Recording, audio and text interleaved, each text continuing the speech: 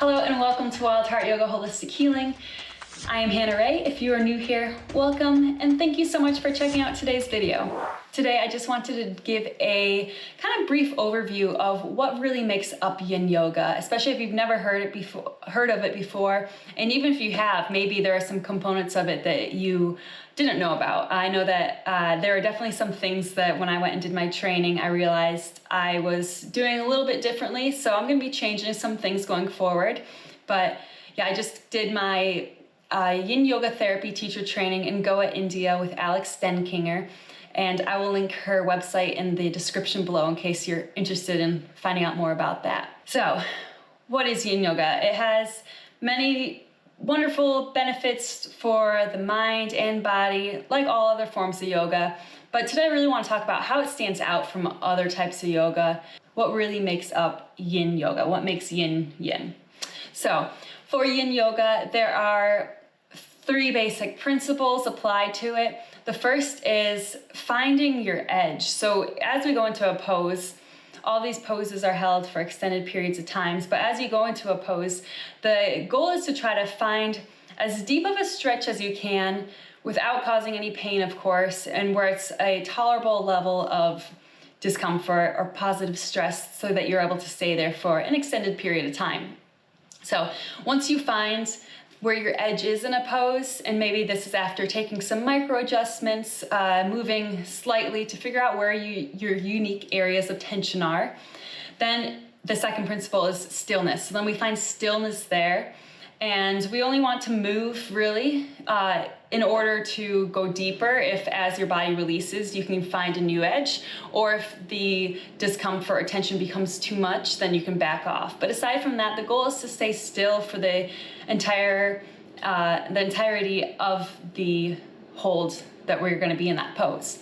And so that brings us to the third component, or the third principle, which is time. And so for Yin Yoga specifically, poses should be held for a minimum of 3 minutes. And I'll explain why that is a little bit later. So those are the 3 underlying principles for Yin Yoga.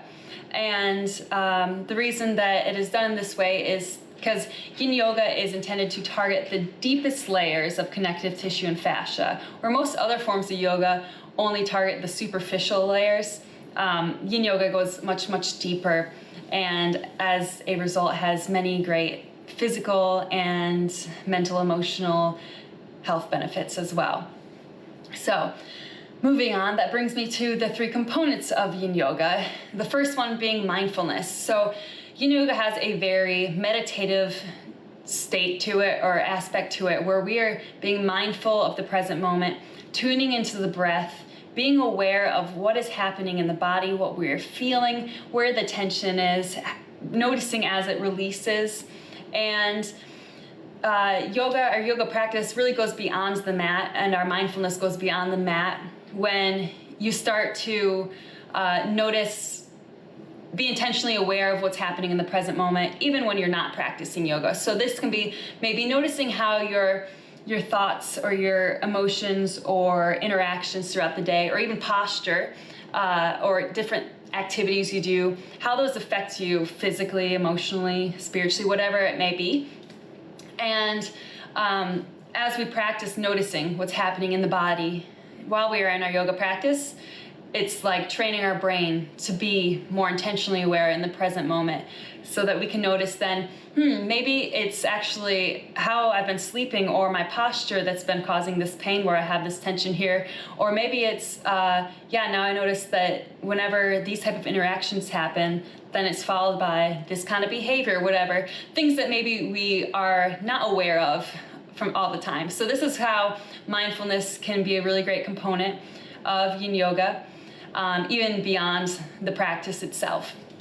So the second component of Yin Yoga is that we are working on yin tissues. As I already mentioned, Yin Yoga is intended to get deep into the fascia and the connective tissue. It's also the only type of yoga that can actually strengthen connective tissue. So our connective tissue is comprised of our bones, ligaments, tendons, and joints.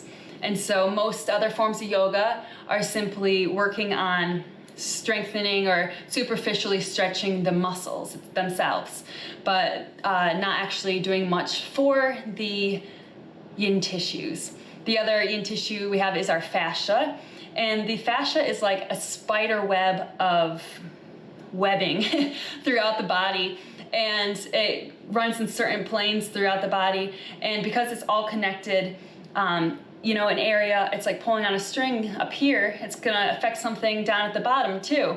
And the fascia is kind of like the peel of an orange, but then also once you peel the orange away, or peel away from the orange, that white stuff that goes around the orange and in between the slices, and you open a slice, there's even smaller little compartments within the wedges. That's like our fascia. It is what holds on to our whole body, goes around and through all the muscles. It encases our arteries and ligaments and veins, etc. Goes around and through every organ in the body. So the fascia is what gives us shape. And if we didn't have fascia in our body, we would just be a pool on the floor, essentially. So fascia is very, very important, but it's something that wasn't really discovered or studied until more recent years. So yeah, very interesting. Also, 80% of our nerve pathways are ending in the fascia.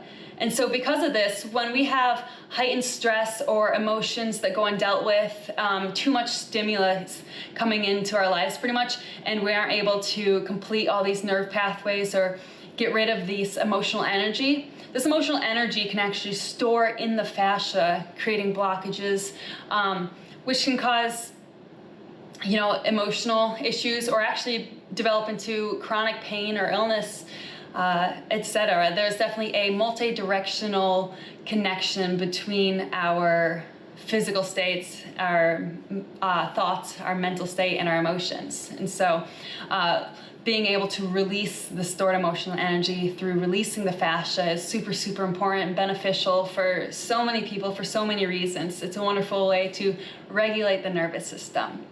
So we strengthen the connective tissue through Yin Yoga because we are putting positive stress on the connective tissue, whatever it is, the bones, ligaments, joints, tendons, etc. And that extended period of time of positive stress actually builds it, like a diamond, I guess. Pressure makes it strong, something like that anyway. So yeah, so that is what's happening with the yin tissues. Then this takes us to our third component of Yin Yoga, which is meridians. And so meridians is something that I wasn't as familiar with before going to my training, actually. I've worked with a chiropractor who uses meridians for acupuncture and stuff as well, but it's not something I had really dove into much myself yet. So what I learned about meridians is meridians are the energy pathways of the body. And so this is rooted from way back in with traditional Chinese medicine. Way back before fascia was even discovered, there was actually drawn mappings of these meridians in the body. And so it was thought to be the pathways through which energy flowed, and certain meridians go through or to certain organs. And certain meridians are also associated with specific emotions or types of emotions, categories of emotions or struggles. And then in more recent years, as fascia was discovered, it was actually realized that the meridian pathways that were mapped way back in ancient times actually follow the same planes of the fascia and the direction that the fascia goes in our body. And so whether you prefer to think of this from an energetical standpoint or more of a scientifically provable physical standpoint, what's happening is happening.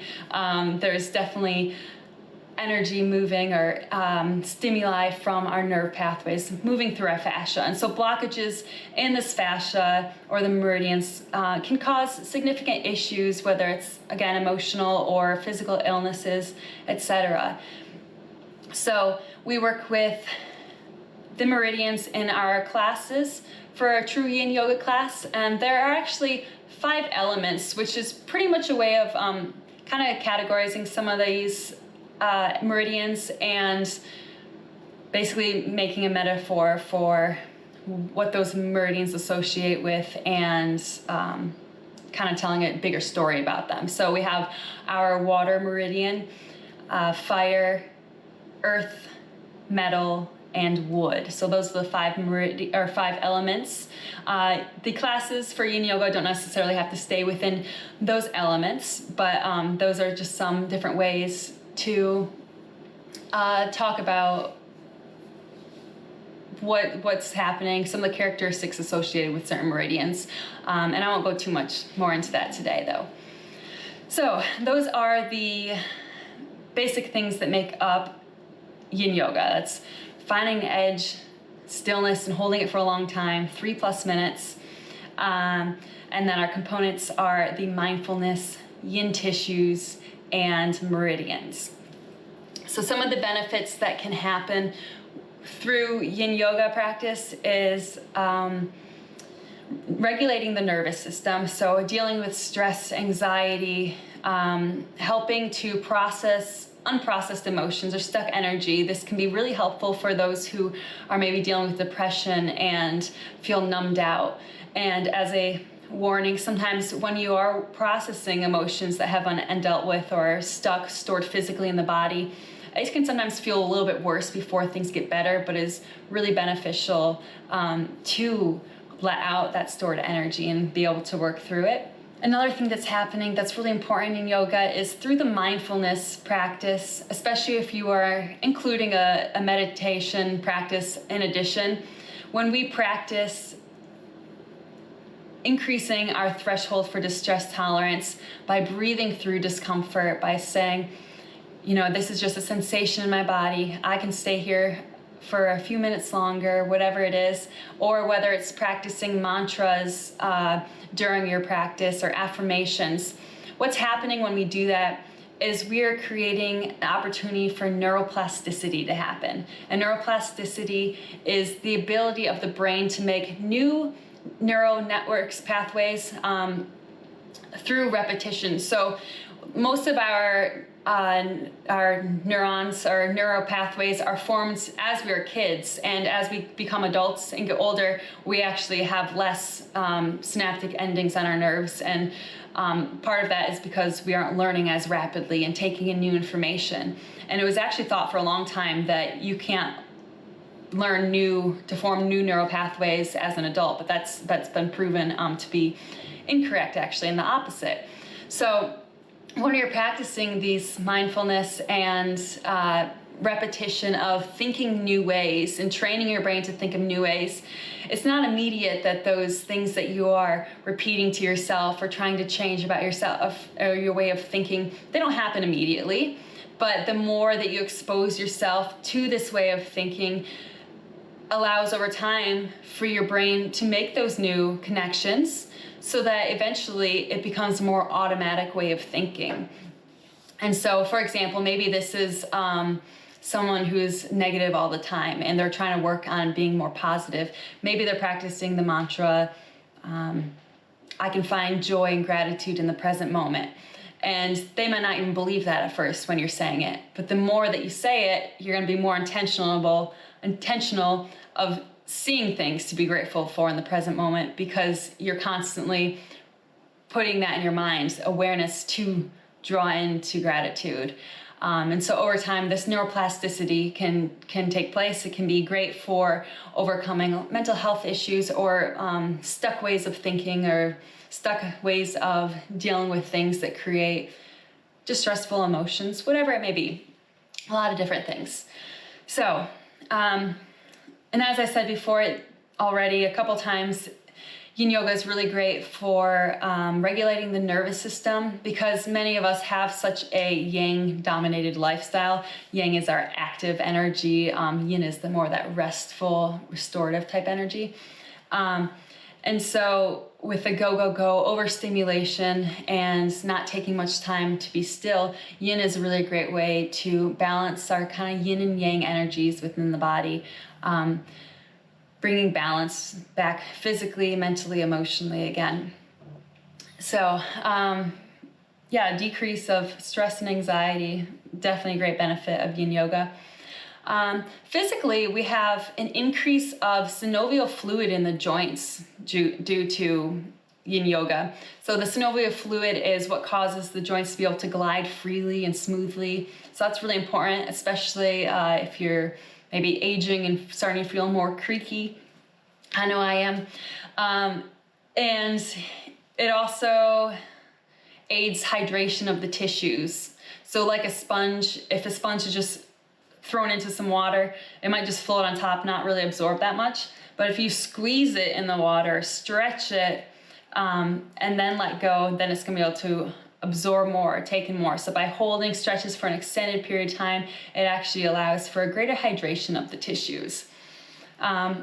And then, of course, we have the benefits of the increased flexibility, increased range of motion, and a decrease of tissue injuries. Because many injuries that people have are actually more likely to be, or oftentimes more, the connective tissues and the soft tissues instead of just the muscle itself. And so by increasing the flexibility, range of motion of our joints, tendons, ligaments, all those things, bones, by increasing the flexibility and range of motion, then it's less likely for there to be trauma occurring on that joint or whatever it may be. As far as the bones, bones obviously you aren't stretching necessarily, but it is the positive stress on the bones which is like pressure on it, that creates a strengthening of the bones. And so we can increase our bone density only up to a certain age, usually with pressure. And so like weightlifters, it's not the moving part, the yang movement of the weightlifting that strengthens your bones, is actually the locking it out. And that's our solid yin energy or yin movement. So by holding stillness with that positive stress, that stress or tension on the bones, that's creating the strengthening that happens within the bones. So many, many great benefits, again, physically, mentally, emotionally, spiritually. I didn't talk much about spiritual benefits of Yin Yoga. Yoga doesn't necessarily have to include a spiritual component. It doesn't for everyone, but I'll go over that maybe in another video in the future. So yeah, for today, that is your Yin Yoga 101 crash course. If you enjoyed this video, please do me a huge favor and like it. And if you want to stay up to date with my content, please subscribe to my channel. That is a great way to support my channel as well. I release new yoga class once a week. Typically it is a Yin Yoga or Yin Fusion class, but occasionally I do some workout yoga videos or some other things as well. And if you would, please drop a comment below letting me know what types of classes or videos you would like to see in the future.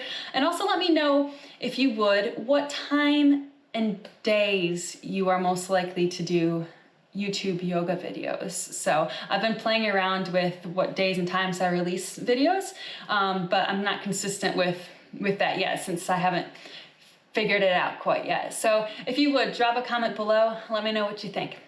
All right, thank you so much for checking out this video, friends. I hope you have a wonderful rest of your day, and I will talk to you soon.